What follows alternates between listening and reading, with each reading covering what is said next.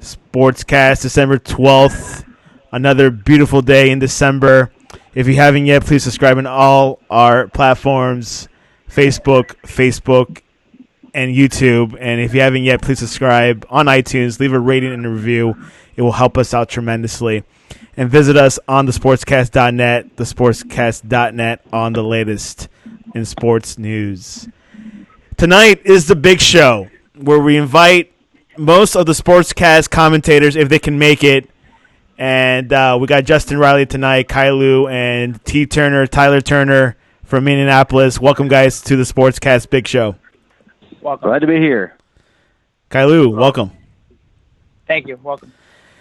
So the regular season has ended in college football. Obviously, we know the top four. That's LSU, Ohio State, Clemson, and Oklahoma made it to the top four.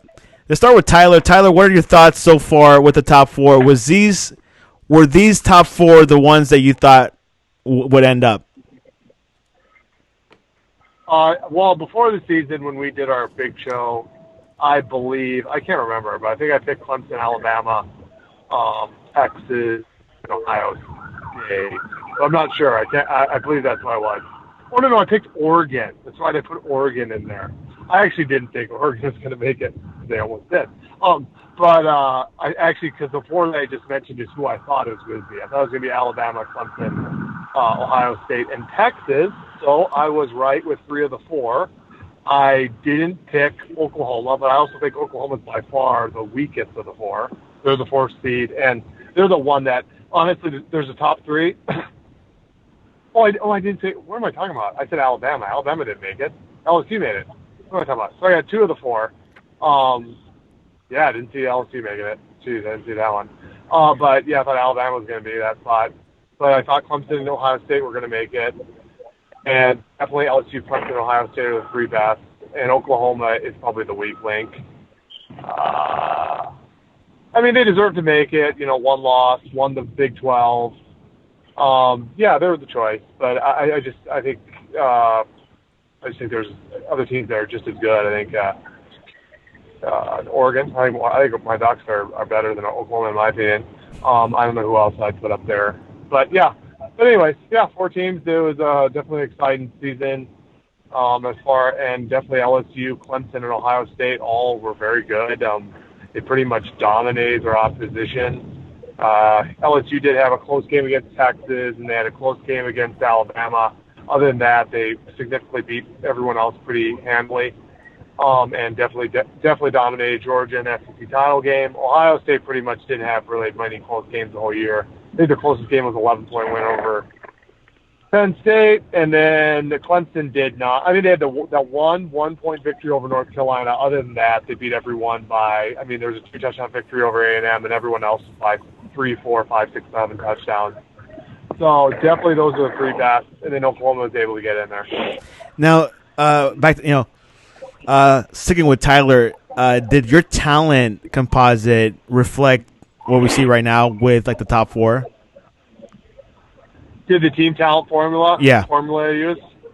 Yeah, so you go by I think my formula I kind of do a basic. My formula is I go by a 4-year recruiting ranking average plus 5 stars on the rosters plus top 100 3-stars plus blue chip prospects, which is 4-star players. And that comes up with my final score. And then, of course, the team 247, as I've explained before, 247 has their own team talent composite, which uses the Gaussian distribution formula, which is the bell curve. And they're I would say our results ended up pretty similar.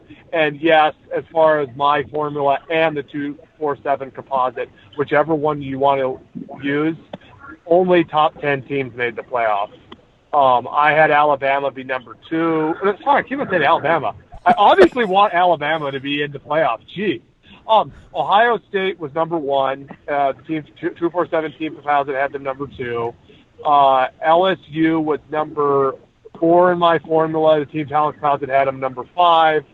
Oklahoma was number. I think I change it until the end of the year for transfer portals. I believe right now Oklahoma's number 8 or 9, and they're about 8 or 9 in the 247 team talent composite, and Clemson was 9 in the team talent composite, and there were 10th in my team talent formula. But yes, the 4 teams that made the college football playoff all had top 10 baseline talent.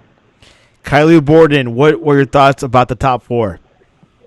I thought it was predictable. I thought that I obviously had Ohio State in the top 4 because I felt like they were a more consistent team, and LSU struggled with their defense for a point of season. So I actually had Ohio State as a thing because I think they had impressive wins over Michigan. And Penn State. So I actually had them thing because I think they played more consistent throughout the whole year. But in terms of Oklahoma getting in, once Utah lost Friday night in the fashion that they did, and as long as Georgia lost, which they did to LSU, I had no problem with Oklahoma making that 4. 1 loss, Big 12 champion. That was a really good game. Went to overtime, really good game. Jalen Hurts was able to pull it out late. I didn't think he had a great game, but he was able to find ways to make it work. No problem with Clemson at number 3. They don't play nobody, but they were undefeated. They won ACC championship, steamrolled. So 1 and 2, I felt like Ohio State should have flipped out LSU, but no problem with 4. And, of course, Clemson got in at 3. So no problems really with it at all, except for 1 and 2. Justin, of course, Alabama was predicted by a lot of people. Were you surprised with these top 4? I thought they canceled the playoffs because Alabama isn't in it this time. Yeah, I mean, obviously, I'm surprised just because of the way things panned out. I mean, my original Final 4 closely resembled what everyone else, including our sportscast crew here, picked. Didn't foresee all the injury issues, and especially didn't foresee losing the heart and soul of our team, and that was Tua Tagovailoa. Of course, we all thought Clemson would be there. And reasonably so. They're returning a lot of talent, including anointed savior of football, Trevor Lawrence, which he was not exactly that the first half of the season, but he was able to, change things up and improve as the season went on and looked like he started getting back to his regular form.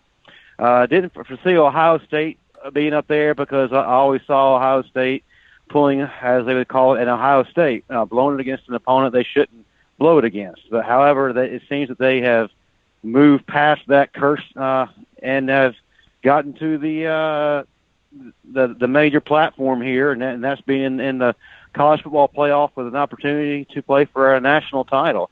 I got to be honest with you, I did not see LSU being at this position right now. I thought LSU would be tough and the usual difficult opponent for Alabama in the West, but I didn't see, and I think the majority of the nation can voice the same thing, the offensive explosion that we saw the LSU Bengal Tigers produce this year. I did not foresee Joe Burrow being the best player in college football, and that's undeniable. He is, and he won the Heisman Trophy weeks, even probably months before it even came into a conversation. It's just a tremendous job that the LSU staff has done this year, and Joe Burrow and that crew, and just imagine what LSU could have been if Orgeron would have opened things up and allowed his coordinators to do things with all the talent they had previously. But, yeah, it's a surprise that LSU kind of felt like Oklahoma would be there. I guess that had to do with a little bit of me pulling for Jalen Hurts. But they're at that point. But, it's going to be a different year, a whole different field of things. And it's still going to be a pretty exciting playoff to watch. Ty, were you surprised with Ohio State making it to the top?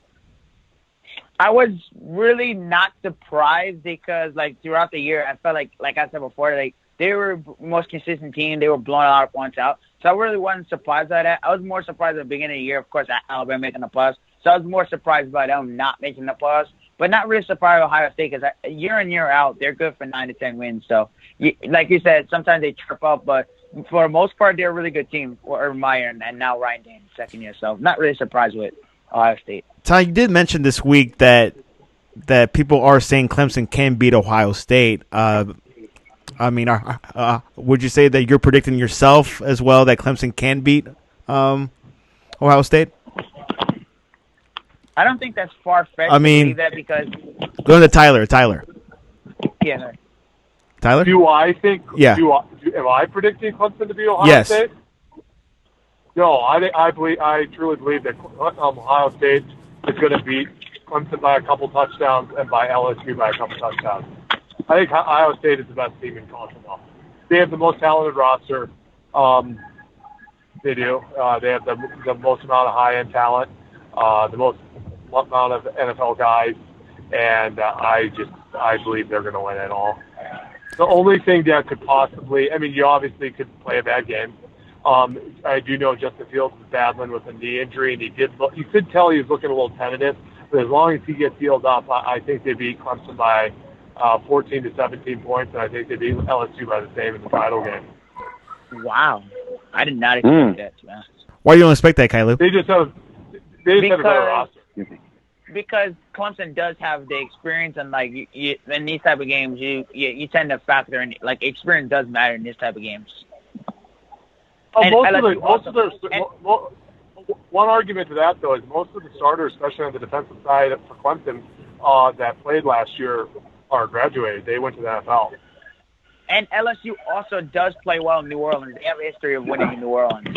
They have I saw it on game day. They have a history of winning in New Orleans. They have a really good record in New Orleans, which the national championship will be in New Orleans.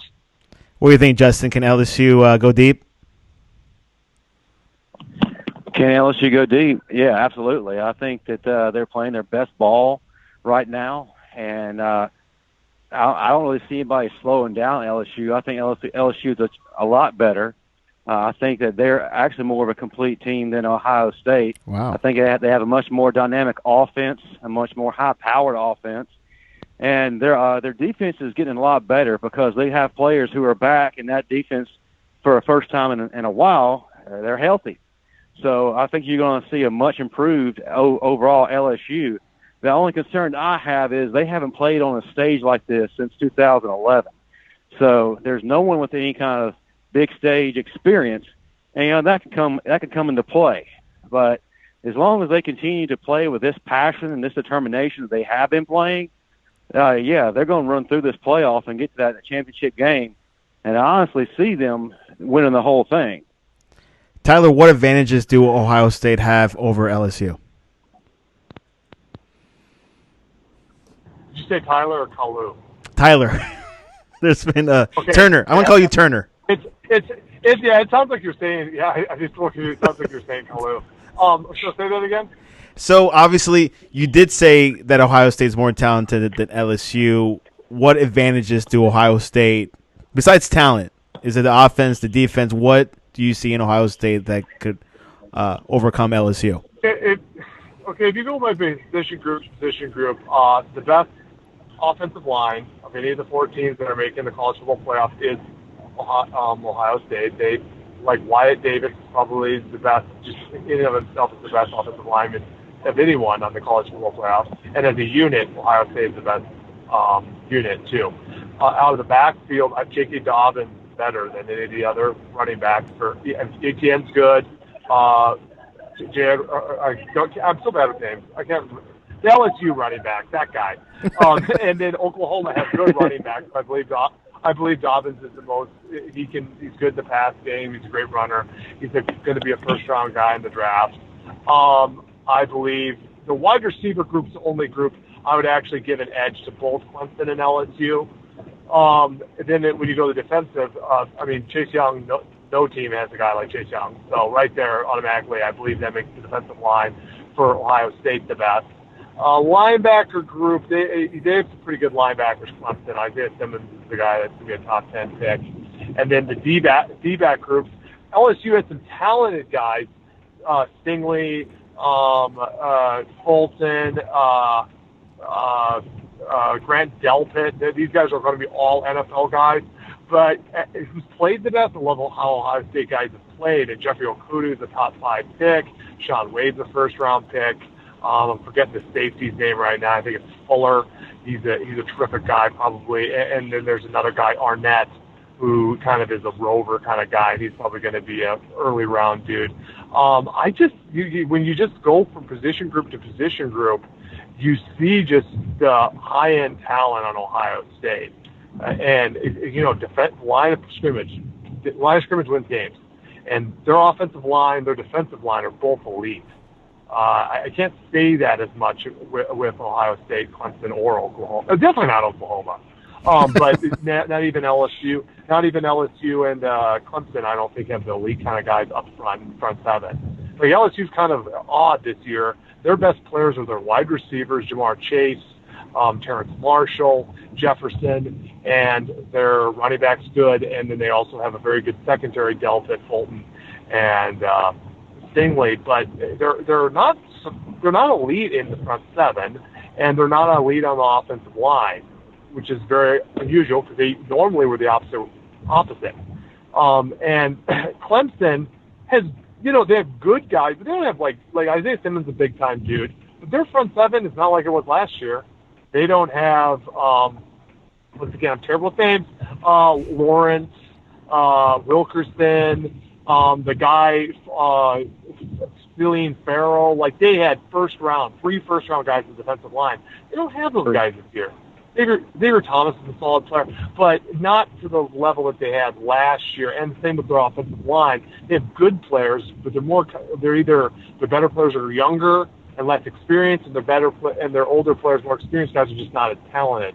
I just like Ohio State's rosters better than the other three. Kylu Borden, Oklahoma, obviously the weakest of the four. What are their best chances? What can they do when they play against LSU? I think Oklahoma's going to have to – I think Oklahoma's defense has been playing better. Although they did face the third-string quarterback, Zanino, they did struggle against him. He completed, but I felt like that was a lucky play more than the thing.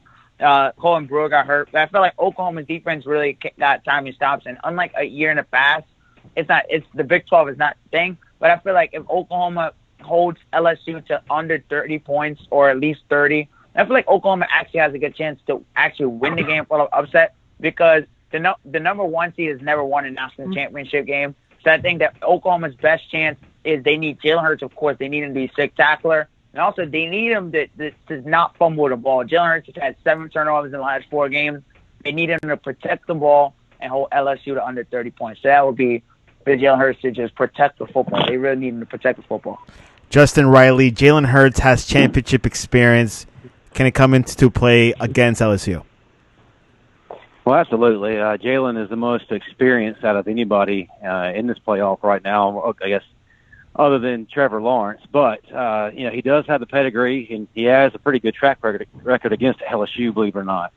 But the thing with him is, like you just mentioned, towards the later part of the season, he started having the turnover bug. He started playing, out of character. He started making mistakes. He seemed to be kind of rattled, and also on top of that, he seemed to be regressing. The first part of the season, he appeared very confident, was a better passer, making better decisions. He was going through his progressions and his reads. Then when the mistakes started popping up, he started reverting back to his style of play that he had while at Alabama. The first receiver is not open. He all of a sudden presses the go-go gadget legs button, and he's taken off. So I feel like there's a confidence issue there. But like I said in my cast yesterday, this time off will allow him to kind of regroup and refocus and get back to playing the way he was in the first half of the season, which he's going to have to do that. The biggest thing for Oklahoma is if they're going to win this game, they're going to have to play mistake-free football. They can't give LSU anything.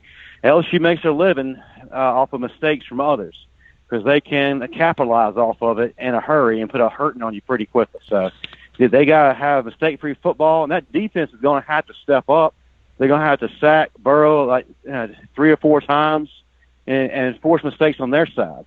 One thing to their advantage is, too, they have a dynamic offense, which LSU has had a hard time this season when they've gone against dynamic offenses. So that is in their favor. But I just think the LSU is way too powerful, for Oklahoma. Maybe we're overlooking Oklahoma, but, right now we're just going off what we've seen, what's going on with paper.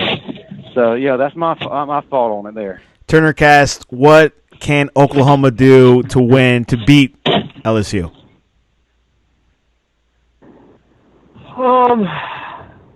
I think they'll be able to slow their offense down very minimally, in my opinion. Their defense is better. Alex Grinch did a good job with the defense, but I still think they lack some of the better personnel compared to the other playoff opponents. They would have to keep up with them offensively at big games by Brooks and CeeDee Lamb. And some of the weapons would have to just make some plays. And Jalen Hurts, he can't turn the ball over. I just think LSU's better. I would be very shocked to see Oklahoma beat LSU. But you never know. That's why you play the game. And some mistakes happen, and the team comes out, one team's just sharper, executing better, and you scheming the right plays and going on script, and maybe the other team's off script, and there's a lot of things that can change the outcome. But on the surface, and looking at the basic analytics between the two teams, I don't think it's the best matchup for Oklahoma, and I don't see them winning. Let's turn into the Heisman territory. The 4 finalists is Joe Burrow, Justin Fields, quarterback Jalen Hurts, and Ohio State defensive edge Chase Young. Not in that order, but Tyler, if you had to put an order to this, how would you put it? I would probably do Joe Burrow. He deserves the Heisman. He had a terrific year. I'd probably go Chase Young. He's the most impactful defensive player, maybe overall player in the country at his position, and maybe any position. He did miss 2 games, but I still would put him at second. Third, I'd put Justin Fields. He's been very efficient. He's made very limited mistakes, and he's led that train that's been a very dominant team this year. And I actually wouldn't have had Jalen Hurts in New York. I don't know why he's in New York, but he made way too many mistakes at the end of the season. Put up video game numbers that everyone with a pulse does with Lincoln Riley's offense. So I wouldn't have had Hurts. I would have just had the other 3. But that's it. Burrow, Young, Fields, and then Hurts. If you had to grant a 4th spot, other than Jalen Hurts, who would you put in that 4th spot? Man, you kind of put me on the spot. You can say Justin Herbert. No, he doesn't deserve to be in it. Man, 4th spot. I don't know. That's a good question. Because I think really those top 3, I would maybe J.K. Dobbins. Can you do 3 Ohio State Buckeyes? Oh, Jonathan Taylor. Take that back. Yeah, I was going to ask you. The running back. Jonathan Taylor had a terrific year. He had a terrific year. He almost rushed for 2,000 yards for the 3rd straight year. He's a little underappreciated. Now, their offense is built around running backs having big numbers. Remember Melvin Gordon and Monty Ball. They also put up huge numbers. So, Wisconsin backs put up big numbers in that offense. But that being said, he still did it, and his team was good. So, yeah, I'd have gone Jonathan Taylor. Kailu, who would your top 4 be in order? I would have Joe Burrow, 4,715 total yards, 48 touchdowns, 6 interceptions. Now I would have Joe Burrow. I think he wins it, clear, no doubt. Second, I would have Chase Young. He had a really fantastic season for Ohio State. Third, I would actually have Jalen Hurts because despite the turnovers, Justin Fields did struggle against Wisconsin in the first half. That also needs to be noted. So I think that Jalen Hurts overall, although he's had the last 4 games struggle, he had a terrific year. I feel like he has better numbers. He has more counted touchdowns than Justin Fields. So I feel like he should be over Justin Fields. So I'll have Joe Burrow, Chase Young, Jalen Hurts, and then the 4th, Justin Fields. Justin Riley, who is in your top 4 in order?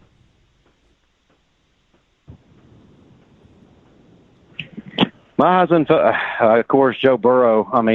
He holds number 1 solely by himself, and everybody else is just up behind looking. So the question is, who's going to finish second? So, yeah, Chase Young, number 2, Justin Fields, number 3, and I have to put Jalen at 4. Why?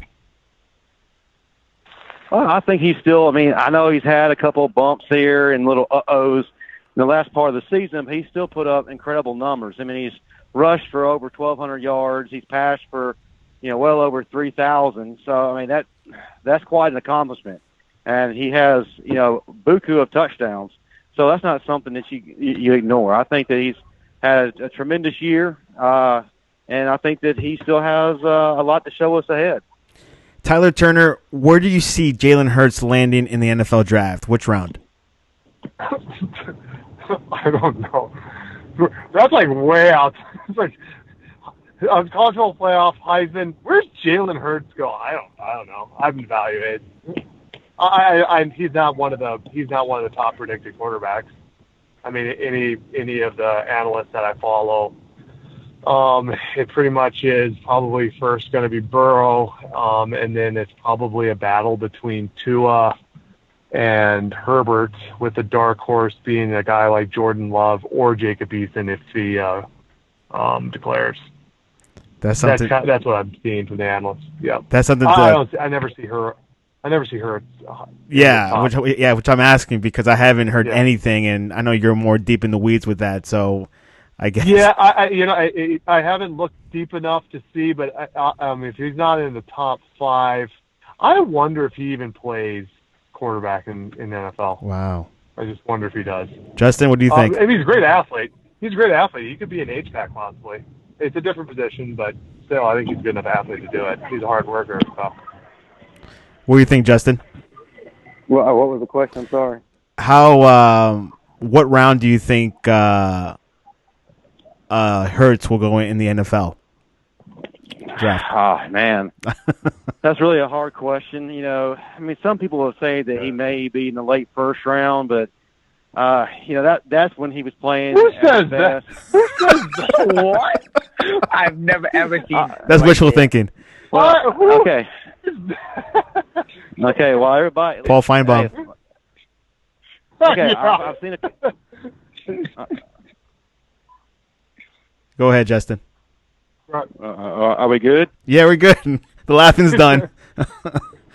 No, I said I saw some articles where people were saying that before everybody started laughing. I was going to say I don't foresee that happening.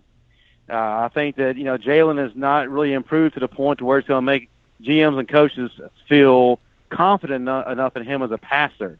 I think he's going to be drafted probably in about mid to late rounds, and I think he'll be used as a guy that can play or be an athlete and play multiple positions. Maybe be somebody like the guy I can't think of his name in New Orleans. Play that kind of role. Taysom Hill. Taysom Hill. Yeah. So I think that Jalen can be utilized in that way, unless he decides to be stubborn and play quarterback only. But if he's open-minded and he's about getting to the league, then he'll be that kind of player. But yeah, I'm thinking mid to late rounds. What do you think, Kailu? Hey! By the way, Justin, I wasn't laughing at you. I was laughing at the guy who would predict him to go in the first round. That's just ridiculous. Yeah, there were a few little articles here and there from various websites that were saying that, but the consensus as a whole is they don't have him in the first round. Nothing against him, but it's just like we've all said, he just hasn't developed as a passer the way he would need to have done to warrant a first-round selection. What do you think, Kailu? I don't see him going, honestly, earlier in the fourth round. I can see one of those situations where a team takes a flyer on him with the late picks, possibly earns a spot on the roster as a backup quarterback from maybe an older quarterback with a playoff roster. Or if that doesn't work out, I could potentially see him as a quarterback in the CFL. I don't really have that much. Wow, I hate to doubt the guy, but, I could potentially see his career in the CFL. I don't really think that much of him at the NFL level. Even though the NFL is heading towards a dual-threat league, I just don't think he's a good enough passer at the next level. But, I mean, I hate to doubt the guy, but I could see him as a CFL, to be honest. I like your answer, Kailu. I mean, it could happen. It's a very possibility. We're going to go around each one and talk about your afterthoughts of your conference. With Tyler Turner is the Pac-12. Overall, Tyler, what did you think about the Pac-12 this season?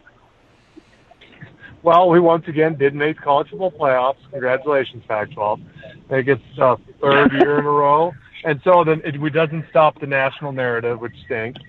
I think the Pac-12 had one good team that blew that game against Auburn, that ended up really costing them the college football playoff. I do think Oregon's a good team. Oregon has a talented enough roster to be in the college football playoff conversation. They had enough good players, key position, they had an elite offensive line, they had an NFL quarterback, that if Oregon hadn't blown that game late against Auburn and had won that, even if they had lost to ASU, they would have won the Pac-12 title. And I think Oregon overall was the better team than Oklahoma, but they didn't do it. They lost that, and then they ended up losing to ASU, and they got knocked out of the playoffs. Utah kind of fooled a lot of people and almost got to the college football playoffs. There was just one big obstacle. They had to beat a ranked team to get there. And unfortunately, they didn't beat ranked teams. 2 times they played ranked teams, they lost. What the issue with Utah was who I kind of thought they were. They're a well-coached team. They're an experienced team. They had guys that had developed into very good football players, but they lack baseline talent. They do not have the athletes. Well, obviously, Oregon. That's why they lost. Oregon was just faster on defense, faster on offense, and I'm glad they did, because Utah would have made the college football playoff and would have gotten embarrassed by LSU. Like they would have been absolutely embarrassed, like 55-10. So I'm glad they got embarrassed instead by Oregon, because they didn't make the playoffs and they didn't embarrass Pac-12. So unfortunately, I wish Oregon, they won the Pac-12. They obviously are number 6 team. I think they deserve to be number 5. But I don't know how Georgia kept their spot despite losing by 30 in the title game, but whatever. But Oregon, I think, had the talent to make the playoff. I think they still would have been the weakest team in the playoff, but I think they would have had better athletes. And, you could have made it a little bit of an interesting game against LSU. They would have beaten them, in my opinion, but I think it would have been a better game than anyone else. And the team I cover, Oregon, they won it. And so that was fun, and they make the Rose Bowl the most prestigious game. I think it's the best matchup. Wisconsin versus Oregon is probably the best matchup outside the playoff. I think Baylor, Georgia's pretty good too. But and Alabama, Michigan's a good matchup. But it's one of the best matchups outside for the bowl games. And my team won it, and we looked pretty good along the way. And if it hadn't been for a last-second blown game against Auburn, we would have probably made the playoffs. Kylu Borden, what were your thoughts of Big 12 football this past season? I thought Texas, a lot of people thought they were back, but unfortunately they weren't back. Good for Oklahoma. Love it. I love it for us. But Oklahoma was 12-1, 6-0 at home. We obviously made the college football playoffs. Baylor had a really good year. Matt Rhule did a really terrific job. Oklahoma State had a solid year.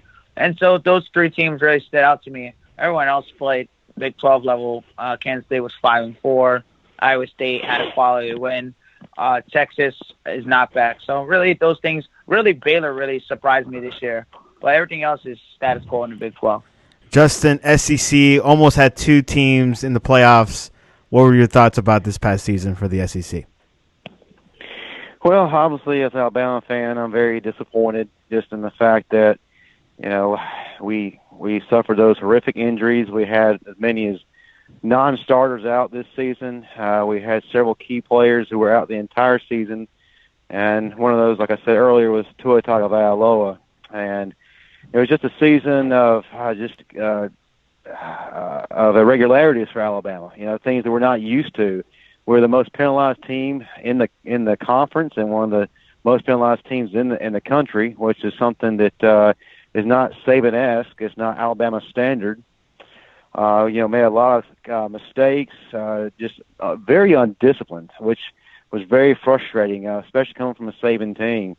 But Alabama still managed to, win 10 games despite all that. And of course, we didn't have a necessarily hard schedule, which, given the circumstances, it was probably better that we had a schedule that wasn't too up to par. If we would have beaten the teams that we needed to, we'd be in the playoff right now, but we fell short. LSU is the biggest surprise, of course, that goes without saying. Just a tremendous season. The Tigers exploded. That offense just looked phenomenal. Words can't even describe what they were able to do this year. Unprecedented. Well, I guess that's the word that can describe it. Georgia kind of proved that they're not ready to step onto the elite level yet. They're still the top in the East. However, Florida is starting to gain some momentum now. Looks like Dan Mullen is starting to change things there, and they're on the upswing. Really was impressed with what Jeremy Pruitt has done at Tennessee. He took them from being in the dungeon of the SEC and borderline being a dumpster fire, and was able to get this team to regroup. And now they're playing in a bowl game. That's huge for that program. So I was really impressed with what Jeremy Pruitt was able to do. Auburn, obviously, they're one of the better defensive teams in the conference as well as the nation. Matter of fact, that's the main reason why they won as many games as they did. It certainly wasn't because of their offense. But just a crazy year in the SEC. Certainly didn't turn out the way that any of us expected. But LSU is the king of the conference right now, and now they're playing for something a little bit more. Tyler Turner also covered the Big Ten. What were your thoughts about Big Ten this past season? Ohio State and everyone else. The Big Ten was a very strong conference this year. We have, of course, Ohio State in the college football playoff. Two different teams made the New Year's Six, Wisconsin and Penn State. I think you also have Iowa in the top 16. You had Minnesota at 18. You had Michigan at 14. So in the top 18, you had 6 Big Ten teams. Big Ten had a pretty strong argument to be in the best conference this year, especially when it came to maybe because I mentioned 6. Indiana also had a pretty good team. I don't know, can't think right offhand how many made the playoffs, but the Big Ten had a lot of really solid teams. I don't think they have the talent level of the SEC. Actually, I know they don't because I know the talent on teams. But just having really good teams that really were able to compete at a pretty good level and played very well. It was very impressive what the Big Ten did this year. The most talented team is Ohio State, and that was really the big thing. The other teams just could not keep up with what the horses on Ohio State. And, Penn State and Wisconsin are both extremely good teams. Wisconsin's making the Rose Bowl. Penn State's playing in the Cotton Bowl. But when they played Ohio State, they're just a bigger dog. Same with Michigan. Michigan had a solid season with some good victories, but when they played Ohio State, they couldn't keep up. So Ohio State was just on another tier, but I really liked the Big Ten's year as a whole. They just have a lot of really good teams, and I think they're going to have a pretty good bowl season. I would expect the Big Ten to win a good majority of their bowl games. Kylu Borden, what improvements do you want to see for the Big 12 next season? I think that the Big 12 obviously continue to build on that defense. I actually felt like the Big 12 took a step forward this year, and whether or not if Lincoln Riley stays, we'll see. So that will be what I'll be watching in the Big 12. And if Baylor continues to take that next jump from their first year under Matt Rule and makes it really build on that success. Justin, what improvement do you want to see for Alabama next season? The biggest thing is to have a season where there are no injuries. That would be ideal. I definitely would love to see an improvement in our kicking game. Enough's enough. We've led the nation, or college football, since 2007 in the most missed field goals. That's got to change. Alabama also has got to improve defensively. I feel like, these kids are coming back and going to have experience under their belt, which is going to make a big difference. And then also, too, we have the possibility of some key juniors returning, too. So that's going to help out tremendously. It's going to be interesting to see what happens as far as the quarterback battle goes. Is Mac Jones going to continue to lead the way, or will we have Bryce Young step in and take over, or maybe Talia? It's going to be interesting. I think it's going to be an improved Alabama team. Going to have a much tougher schedule next year. We open up with USC, and then 2 days later we're going to be playing Georgia. So a lot of the complainers won't be out there like they were this year. But I just want to see the discipline problem be taken care of. I want to see the penalties go away. I want to see some true growth and maturity happen. Tyler, Oregon obviously lost against Arizona State. They're pretty much one game away from the playoffs. What improvements do you want to see Oregon for next season? I mean, this is definitely a good year. I mean, finishing number 6, they were preseason number 11, winning the Pac-12. I think Oregon exceeded expectations going into this year. What they need, well, I mean, I don't know. I'm not so sure that they're gonna be better next year, because they lose the 4-year starter at quarterback. They lose 4 offensive linemen that had 153 career starts. Now they do have recruited extremely well. Let's hopefully finish off this cycle with a top 15 class, maybe top 10 if we're lucky. We had a big decommitment last night from top 100 4-star Devontae Williams. So hopefully we can finish National Signing Day, which is in a week. We can finish strong, add some more talent to the roster. And a lot of the guys that got to play this year, like Kayvon Thibodeau, the Pac-12 Freshman of the Year, he's going to be a year older. Mikhail Wright, who was twice the Special Teams Player of the Year at cornerback, he's going to be a year older.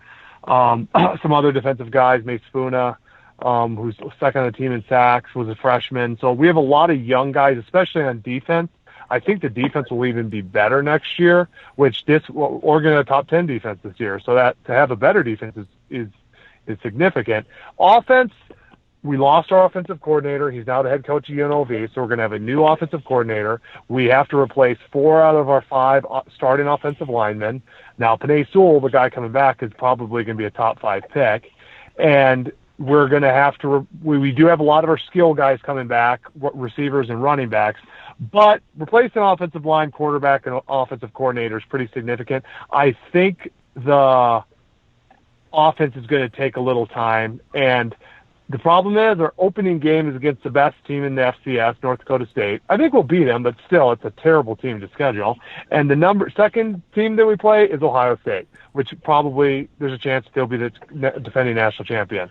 So for the offense to have to be better in those 2 games, that's not great games to have to be better for.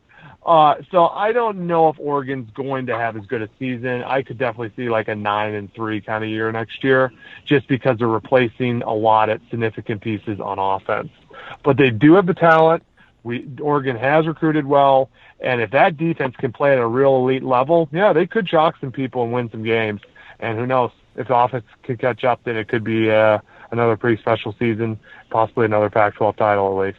I would say Oregon definitely surpassed. I mean, I was expecting Oregon to have a good season because all the talent coming together. Herbert's, his senior season, so I did expect that. Obviously, they were having some issues with Arizona State, but it is what it is. Anything else before we head into bowl predictions? No, let's go ahead. All right. Go, let's rock it. Kailu, we'll start with you. Notre Dame versus Iowa State for the Camping World Bowl. Notre Dame. Tyler? Notre Dame. Justin? Notre Dame.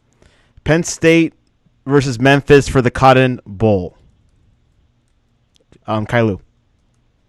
I'm going to go with Penn State. James Franklin, Penn State. Justin Riley? I'm going to go with Penn State as well, even though I think Memphis is going to give them a good game. Turner?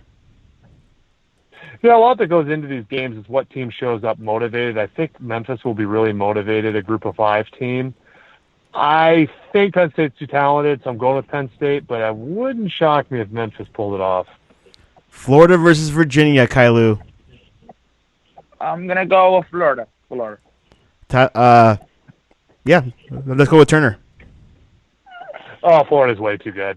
They don't even have to show up motivated. Justin Riley. Yeah, I got to go with the rest of the folks here. Florida's just way too talented.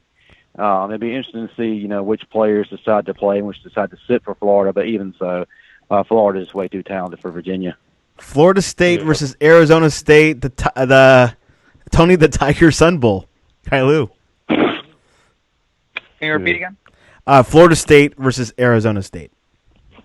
I'm gonna go with Herm Edwards. I think he has the squad motivated. I'm gonna go with Herm Edwards. Ty Turner. Oh gosh, I hate Arizona State. They upset. I'm not going to be a hater. I'm going to keep it real. I'm going to go Arizona State. I think Jaden Daniels is going to be a pretty good guy. They're about ready to flip Oregon's third highest recruit too. So I don't like Arizona State right now. Justin Riley, who you got? I think Florida State's still a team in disarray, so I got to go with Arizona State, man. I think there'll be too much for them. Kailu, Kansas State versus Navy. I'm going to go with Kansas State. Wow. Turner. Navy. Justin Riley. Navy. Wow. Why Kansas State, Kailu? Just going to stick in the Big 12. Okay. Sounds good to me. Citrus Bowl. We'll stick with Justin. First one, Michigan versus Alabama. Well, if reports that I'm hearing stand to be true and everybody is going to play, then I'm going to say that Alabama's going to beat Michigan. Tyler Turner, Citrus Bowl. If Alabama plays everyone and they come out motivated, see, I like that was a tough one for me to pick because I was like, I thought Michigan, Harbaugh needed a signature win, and I thought maybe Alabama was going to have a bunch of guys sitting and wasn't going to come out that motivated. But if Alabama comes out motivated, I pick Bama. But if they don't, then Michigan. That's a little tough one to predict. That's a toss-up, isn't it? Well, I think Alabama's better, but it's just like sometimes if a team is projected to make the college football playoff and they end up landing in the Citrus Bowl, they just might not come out. You know, that was a big drop, right, Justin? Yeah, it's a big drop. I think Alabama's going to be motivated. I think that they're going to be a little pissed off because of the way things turned out, but also too, Jim Harbaugh has been running his mouth about Alabama and the SEC as a whole. So I think that Alabama's going to be motivated to play. And if everybody's playing, and that's a big if, like I said, I feel like Alabama's the better team. I'm going to put for Tyler, Alabama for now. So, but anyways. Kailu Borden, are you going to struggle with this answer? No, actually, I actually think Alabama's going to take them for granted. They're going to be upset that they were not in the college football playoffs. And I'm going to say I'm going to actually pitch Michigan. I think Alabama's the better squad, but I don't think that they're going to be as motivated as they will be for a national championship. So I'm going to say Jim Harbaugh finally gets his signature win, and I'm going to roll with Michigan. I have not heard Michigan. Wow. Okay. Yeah, I'm rolling with Michigan, yes. And I'm going to stick with Kailu. Everyone has kind of said their answer already. Will Tua be back next season? I don't think he'll be back next year because I think it's a serious hip injury, and it's always better. Even though he has insurance, I think it's always better to play safe with the hip injury. As a lot of people are comparing to Bo Jackson, but we've improved as modern technology. So I think that he'll be best to sit out as long and to seek a second opinion. I definitely think he'll be justice is to play safe. You always want to play hip injury safe. Minnesota versus Auburn. We'll start with Tyler.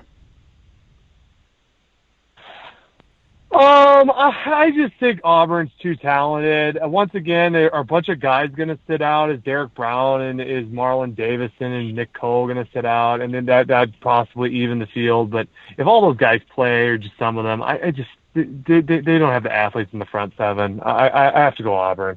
Riley.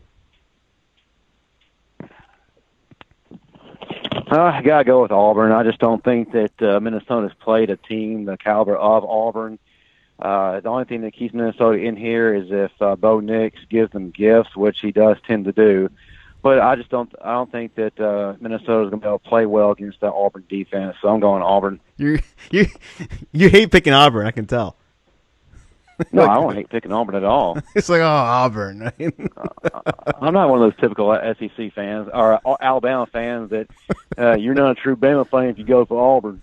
It's it's like Tyler picking Arizona State. It's tough, but they are going to beat Florida State. That's already a given. Kailu, Outback Bowl, Minnesota Gophers versus the Auburn Tigers.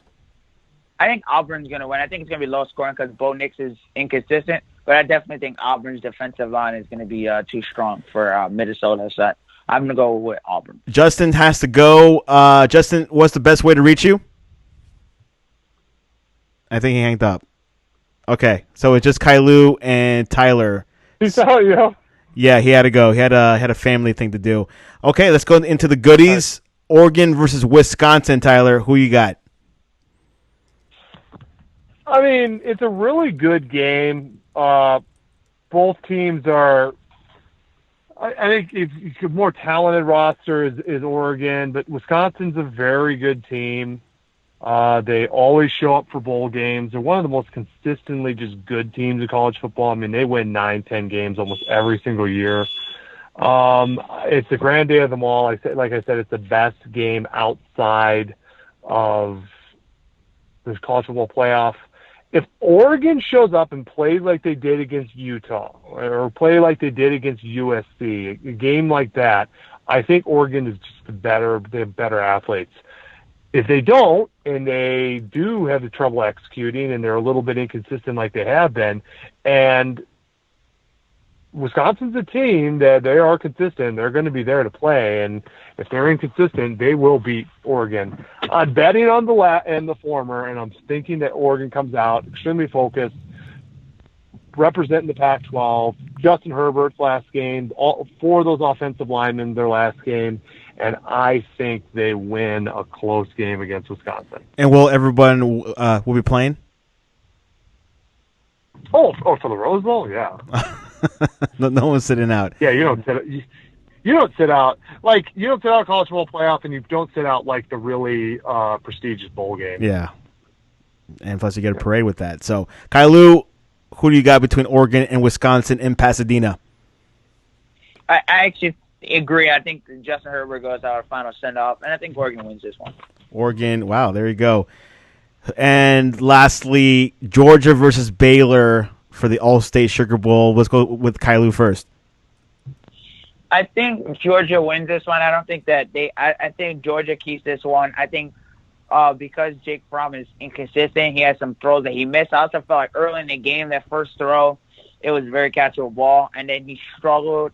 It was very tough because his receivers are hurt, and he had a lot of players thing, but he also missed throws in the beginning of the game that his receivers dropped throws. He missed throws. And also, Georgia was very banged up, so that really hurt. But I'm actually going to stay with Georgia. They're coming off a tough loss in Baylor. You can see they're being very motivated, but I just think Georgia has better athletes. But who knows, because Georgia is very banged up right now. Mr. Turner, who do you got? Do you also concur with Kailu?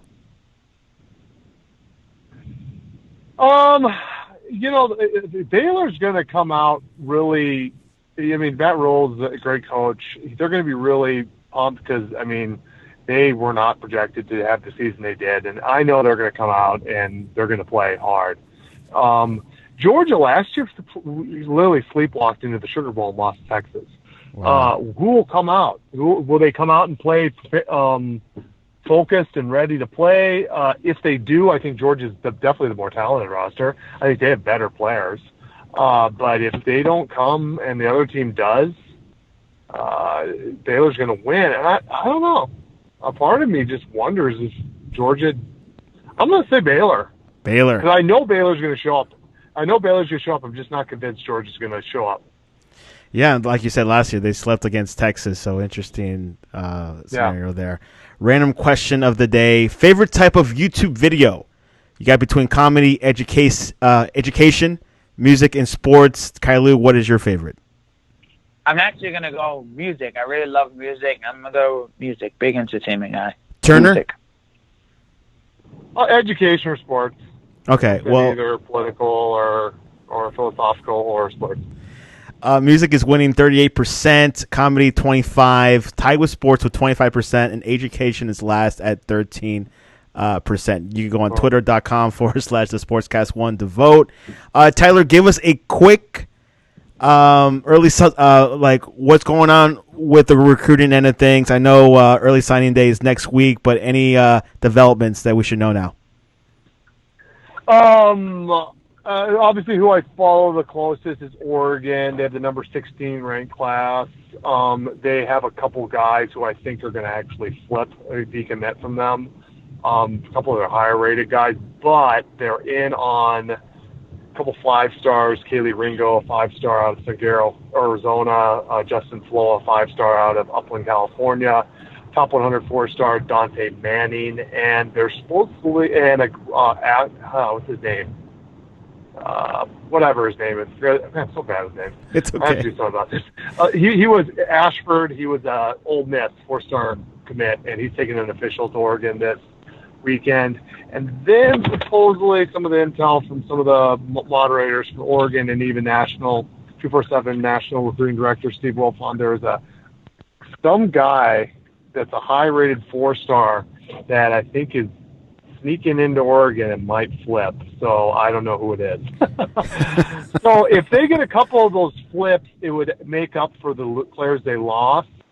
I'm thinking this is the early signing period. You also have the regular signing period at the first week in February. I think Oregon lands about top 15, probably in that around 14, 15 range. I don't think it's near as good a class as last year, which was number 7. Who's going to do really well? Alabama, LSU, and Clemson are all battling for number 1.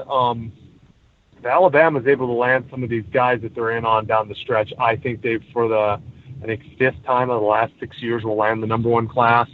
Clemson's had a very high-ranking class. They have 6 5-stars. If they land Justin Flo, they'll have 7 5-stars in this class, which is an impressive run. And LSU is up there. Ohio State's another team. If they can land C.J. Stroud, they'll be up there in the top 4. And, I'd definitely say you have the top 4 teams battling for the number 1 spot: LSU, Alabama, Clemson, and Ohio State. Georgia still has enough big names on the plate to possibly get in the top 5. But then when you get to that next group, they're all kind of muddled together. Michigan, Notre Dame, Washington, North Carolina, Tennessee, Florida, Texas A&M. All those teams, it could be like 6 to 17, but they're all within a pretty close range in composite points. So the team to watch for to finish first, I think, will be Alabama. And I hope my Ducks are able to land a couple of these guys and get into the top 15, maybe if they're really lucky, top 10. Any surprises so far? Who has a surprise class? What school that normally does not have a really good class has a good one? Correct. North Carolina. They have the number 17 class. They're trending for composite top 50 4-star. Trenton Simpson, I think they will land at least in the top 20, maybe the top 15. Obviously, they have, not been very good for years, and so that's an extremely good class for Mac Brown. Other than that, it's kind of the status quo. I mean, name the Blue Bloods and they're in there. I mean, teams outside of those, there's just not really. No, I wouldn't. Arizona State is a team to kind of watch. Like I said, they might flip Johnny Wilson, who's committed to Oregon. They're also trending for a couple other receivers: Elijah Badger, 4-star, Bunkley Shelton. He's a 4-star. Daniel Nagata, top 100 all-purpose back. If they are able to land all those guys, and they're actually the favorite according to the crystal ball, they could land a top 20 class. For Arizona State, that's very, very good. So Arizona State and North Carolina are probably the 2 teams that you normally don't see. Like, for instance, when I have my top 25 team talent formula, North Carolina and Arizona State do not have top 25 talent. So for them to land top 20 classes is very impressive. Whereas you want to see a disappointing team, USC has the number 5 most talent according to my team talent formula, number 4 according to team talent composite. They currently have the number 76 ranked class in the nation. Wow. That's right. They have group of 5 teams like Boise State have better classes than them right now. Wow. So unless USC, now I think they will close on some guys, and they'll probably ultimately land the top maybe 35 class. That's still horrible for USC. USC is notorious for having, USC is notorious for having top 5, top 10 classes. So USC is a disappointment. Florida State might not land a top 25 class. Obviously, that's disappointing for a team like Florida State. Another team that's probably been disappointing is, that's about it. Florida State and the USC. But is it surprising? Florida State and USC are not doing very good right now. It's very reflective. So it's very reflective. But those are the two most disappointing. North Carolina and Arizona State are probably going to be the underrated teams with better classes than normal. And there you have it. Tyler will keep us up to date in next upcoming days, actually, because the early signing is next week, and of course 1 week.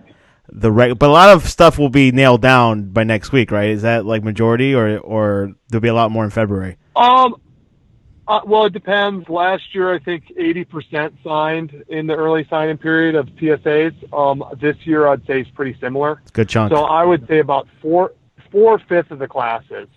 So I'd say, for instance, I'm just hypothetical. Let's say Oregon has 23 guys committed. If they have about 20 signed, they would probably only sign 4 or 5 more in the late signing period. So if you have a top, I don't know, let's say 15 class, you're probably going to land somewhere near there. And so you're not going to make that much movement in the late signing period. Like last year, there wasn't really that many teams that were like way outside that all of a sudden jumped way up. It's kind of going to be whatever your class ranks at the end of the early signing period. You might have a little movement forwards, but it's not going to be anything drastic. There you have it. We'll go to the Sportscast for the latest. Sportscast.net. Kailu, big news for the Yankees. They get Jarrett Cole for $324 million over 9 years. Are you pretty happy about that? I am thrilled to see the Yankees do this. It's the biggest free agent pitcher the Yankees have signed since Masahiro Tanaka. They passed on Patrick Corbin. They drafted Garrett Cole. He went to UCLA, comes from a very affluent family, so he went to UCLA. Money was obviously not an issue for him. Grew up in Newport, California. The Angels were interested in him. They tried to trade for him at the Pirates when he was on the Pirates. Obviously, they took the Astros package. It's terrific. The Yankees are getting one of the best pitchers, if not the best pitcher in baseball. I think he's the best. 326 strikeouts, 250 ERA last year. Terrific playoffs, fell short. But it's a terrific sign for the New York Yankees. It goes along with Severino. They could slot Tanaka at the 3, Paxton at the 4, and some kind of combination of Montgomery, and we'll see what happens to Armand's suspension. But it's terrific for the Yankees. It joins the core of Gleyber Torres, Aaron Judge, Giancarlo Stanton. So I think it's a terrific move for the Yankees. You get a frontline starter in Garrett Cole. I think it works. Maybe at the back end of the contract, it would be at the back end of the contract. It typically doesn't hold up, a la David Price. But if you maximize the first 5 years, he has an opt-out after 5 years. But how about being Scott Boras's agent? I mean, Anthony Rendon, Steven Strasburg, and now Garrett Cole. He's made $814 million combined, those players. And it's just been a really good time for Garrett Cole as a Yankee fan, and also Scott Boras being his agent, Boras Corporation. And real quick, is Rendon good for the Angels? I think Rendon is great for the Angels. I think it's a terrific move. I actually have them in the early run. It's very early in the offseason, but I think they're in the running for AL wildcards very early. I still think they need some pitchers, reuse on the market for them. I still think they could pick up some blue chip pitchers. So we'll see what that. Wheeler's gone. I would like that for them, but he's going to Philly, so they could pick up some blue chip pitchers. I still think they need 2 to 3 pitchers because their rotation is bare. But with a lineup of Rendon, Ohtani coming back, he's one in there starting. I still think they need 2 more starters.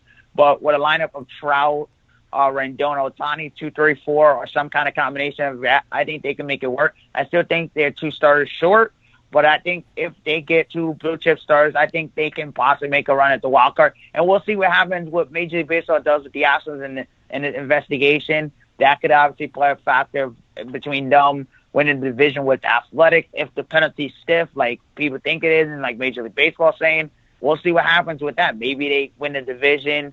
Maybe the Astros losing Cole is obviously going to be very huge. but they still have Verlander and they still have a great offense, and we should see what happens with the penalty. But I think the Angels could obviously, I think it's a really good signing. Their owner, Artie Moreno, is not cheap, so I think it's a really, really good signing for them, but I still think they're pitching away.